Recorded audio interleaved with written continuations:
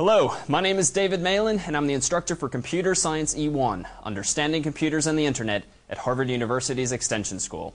You're watching one of our videos of the week. For more such videos or information about this course, visit us on the web at computerscience1.org. Enjoy the show.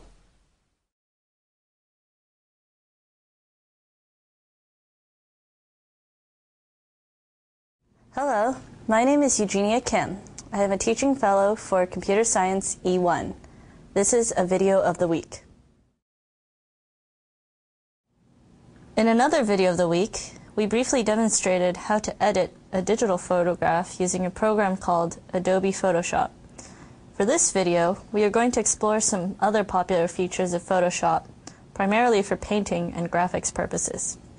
If you do not already own Photoshop or do not wish to purchase it right now, you can go to www.adobe.com/downloads and get a 30-day trial version for free. It will require you to register with Adobe first, which means providing them with your name, email address, and a few other pieces of personal information.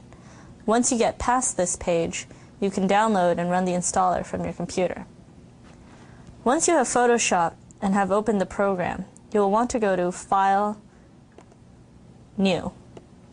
It will ask you to determine the size and resolution of your image. I typically suggest working in a space bigger than the final image, since it is always easier to make something smaller rather than bigger. A good rule of thumb is that if you are going to print something, start with a minimum of 300 pixels per inch, or DPI, and about 8 by 10 inches big. Photoshop also has several other default or preset image settings, so you can always explore those. Now, depending on your settings, you will either get a blank background, portrayed by a gray and white checkerboard, or a solid color. Most people prefer white, just like a piece of paper. However, it is certainly up to you how you want to start. To zoom in and out, you can use the navigator. You can also maximize your image window so that it doesn't move around. Now, if you go to the side, you might see a little window that says Layers. You can think of layers as being different transparent pieces of paper which lie or stack on top of each other, and that you can put a separate element of your drawing or image, and you can affect that particular element without affecting the rest of your image. You will start with a layer called background, and it is typically locked. So, while you can choose to duplicate it, I typically just leave the background layer alone and make a new layer for each element that I'm going to use. You can either go up to the menu bar and hit Layer, and then go down to New and get Layer, and click OK once the window pops up. Or, if you go down to the very bottom of the Layers window, you'll see a little icon to the left of the trash can. If you hover over it, you will see Create a New Layer.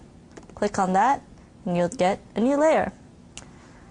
So once you have these layers, you can rename them.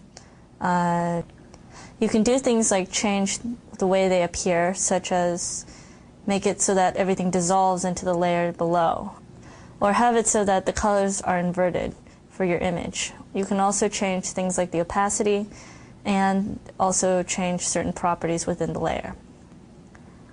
Let's start by drawing something.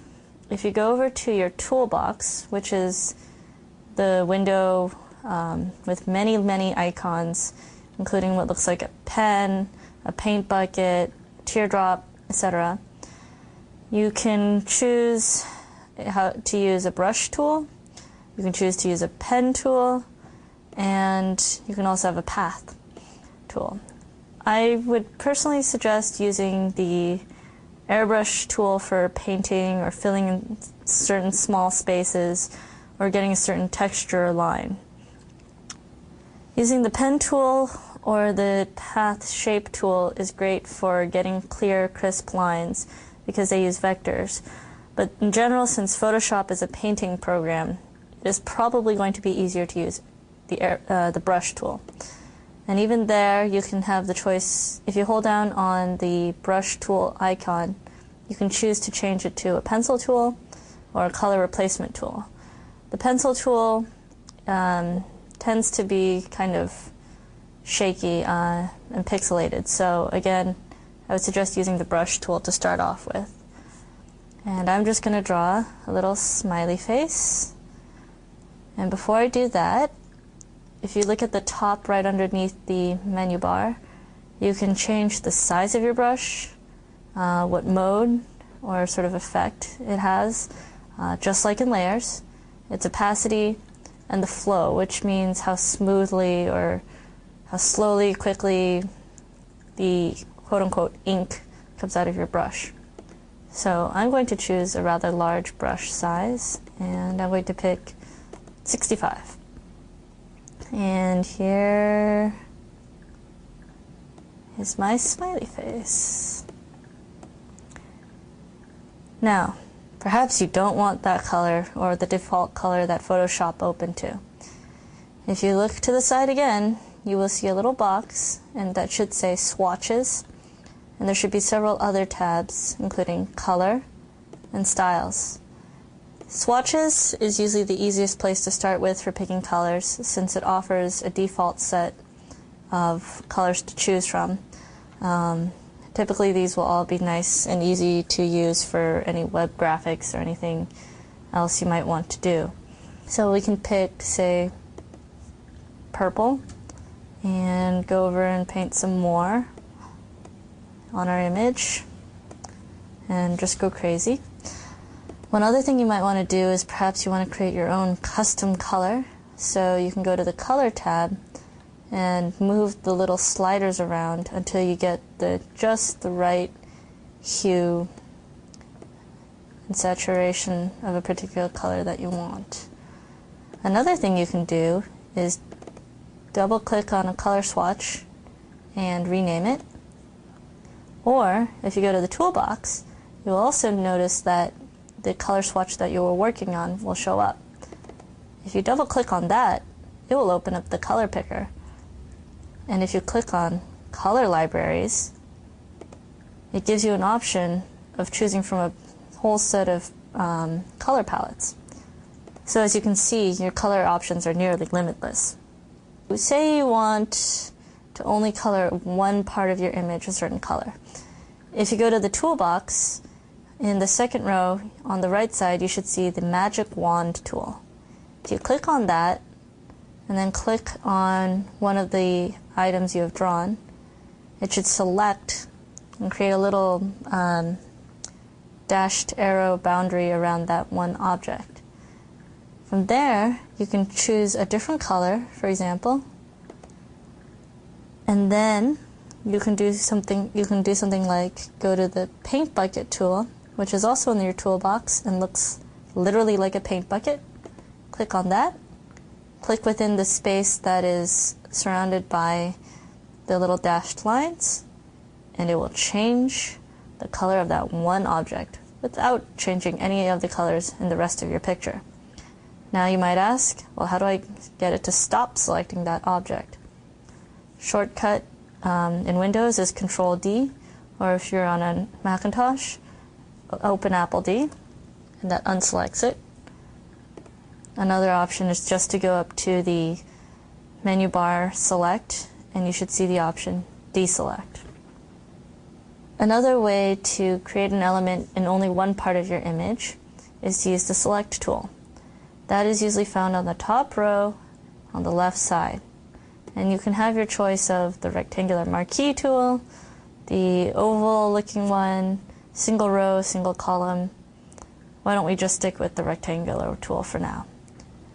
I would suggest making a new layer and then select any part of the image you want where you might be all right with a big patch of color.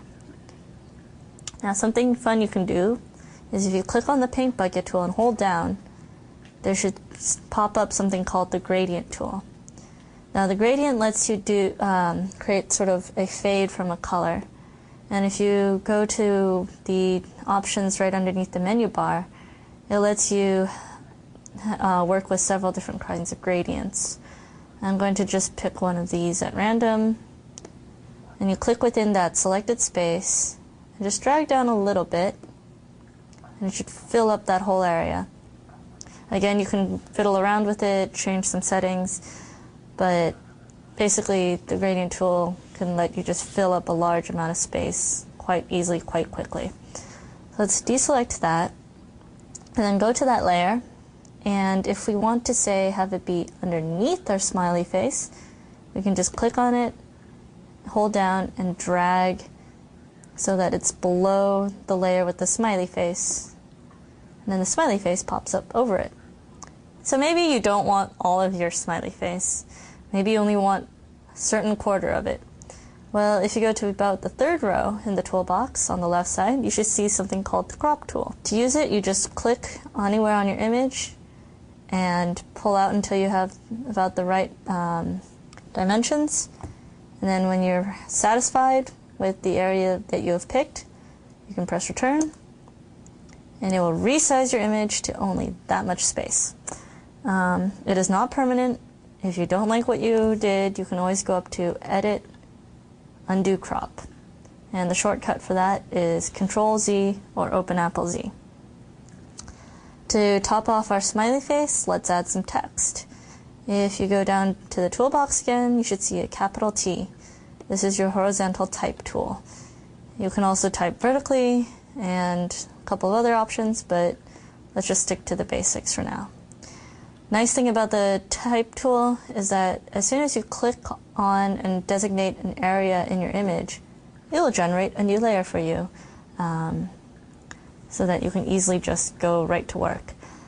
Again, underneath the menu bar, it lets you choose your font family, whether it's regular or bold, how big your font is, and where it's aligned, etc., etc., etc.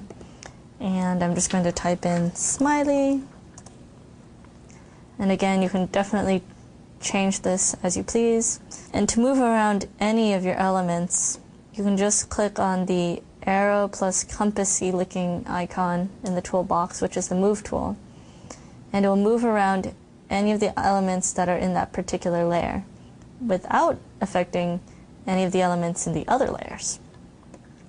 So then you can move your text around, click on the gradient layer and move that around, and even click on your smiley face and move that around.